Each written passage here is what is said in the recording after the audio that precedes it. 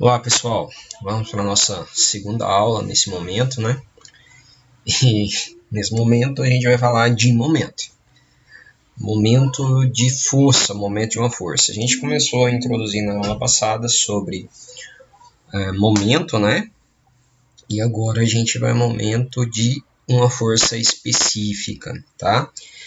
E isso a gente também chama de torque, tá? Como está escrito aí, ó. Torque também é conhecido como um momento de uma força. É uma grandeza física angular análoga à força.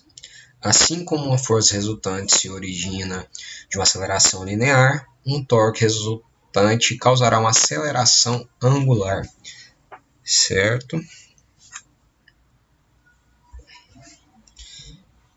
Então, seguindo aqui as definições de torque.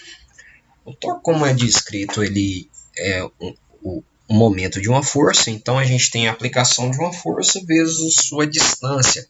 Lembrando que essa distância tem que ser perpendicular, como a gente viu na aula passada, em momento. Então, torque é força aplicada vezes essa distância, e esse seno de θ é em relação à sua perpendicularidade. Esse seno aqui, como eu falei na aula passada, ele pode ser talvez um cosseno, depende do ângulo que você vai calcular.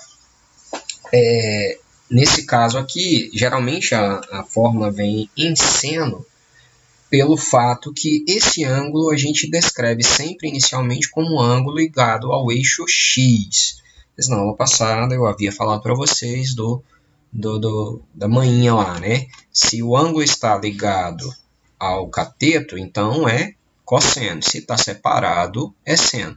Por isso, nessa fórmula aqui, a gente tem seno, porque esse ângulo θ é em relação ao eixo X, que é onde está a distância dessa força. E a força vai ser aplicada em relação ao eixo, vai ser aplicada na direção, né, do eixo Y. Então, esse ângulo ligado ao eixo X, então está separado do eixo Y. Então, seno desse ângulo.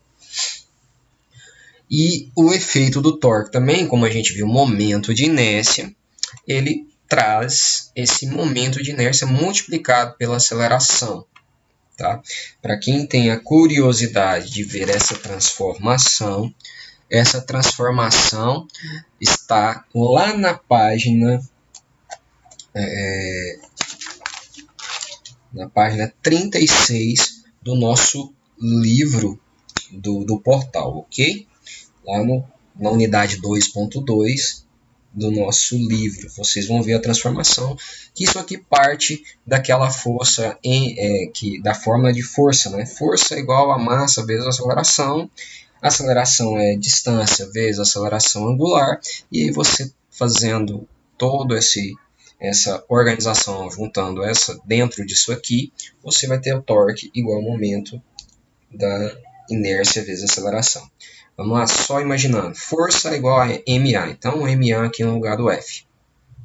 E o A é D vezes alfa.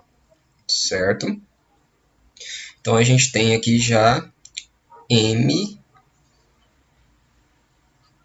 D alfa. Se a gente multiplicar D vezes D, vai ficar D ao quadrado, né?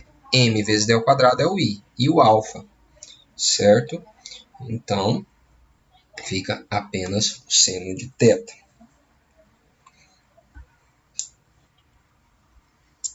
Ok? E sendo que o seno de θ seria 90, seno de 90 seria 1. Então, multiplicando tudo, ficaria momento de inércia vezes alfa, que é a aceleração angular. Ok?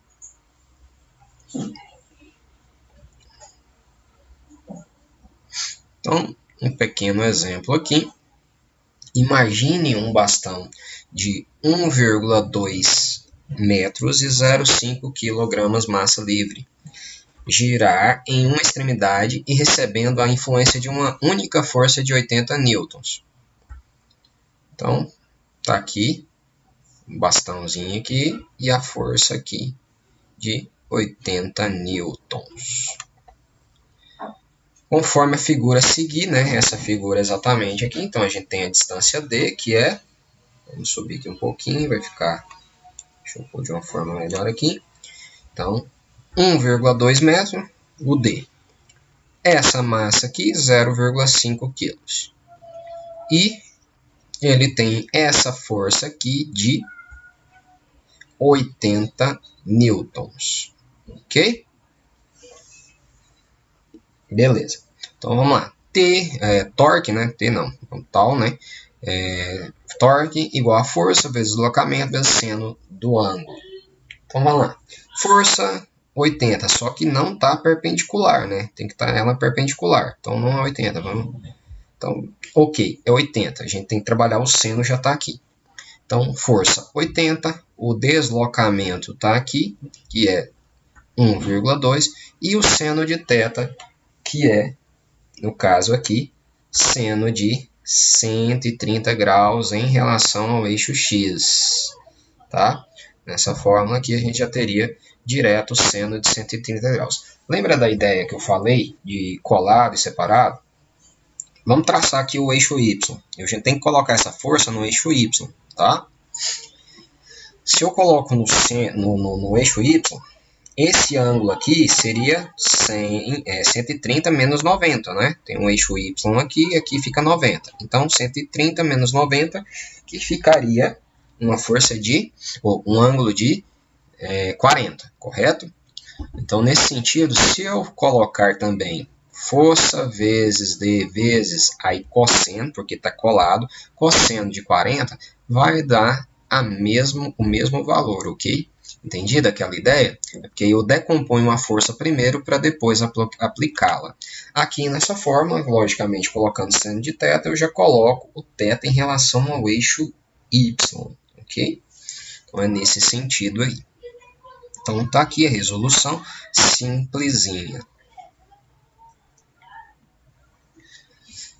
E aí, seguindo, em relação ao momento angular, eu tenho o momento angular em relação ao centro de massa, mas em relação ao eixo paralelo, né, que está acontecendo aqui. Então, vamos lá. Eu tenho md ao quadrado sobre 12, que é uma barra em relação ao meio dela, mais o eixo paralelo aqui, ok? Que é d sobre 2 ao quadrado. Isso aqui nos remete lá àquela forma que a gente já trabalhou em sala, que vai ficar md a terça, né? md por 3. A gente chegou aqui, ó. Tá, md ao 3, porque em relação à sua extremidade. A gente já calculou algumas vezes esta fórmula do momento de inércia em relação à extremidade. Então, md por 3. md por 3. Então, aí a massa 0,5, distância 1,2 ao quadrado por 3, a gente tem um momento de inércia 0,24 kg. Jogando na fórmula do torque pela momento de inércia vezes aceleração, a gente encontra a aceleração angular, que é o torque que a gente encontrou aqui, 73, e o momento de inércia 0,24 que a gente encontrou. Então, a gente encontra a aceleração em 306,42 radianos por segundo. Ok? E é nesse sentido, essa aqui é bem simples. Peço que vocês acessem os outros vídeos que eu vou colocar, que vai ser de outros professores que eu fiz na primeira aula, ou buscar na internet com outros exemplos.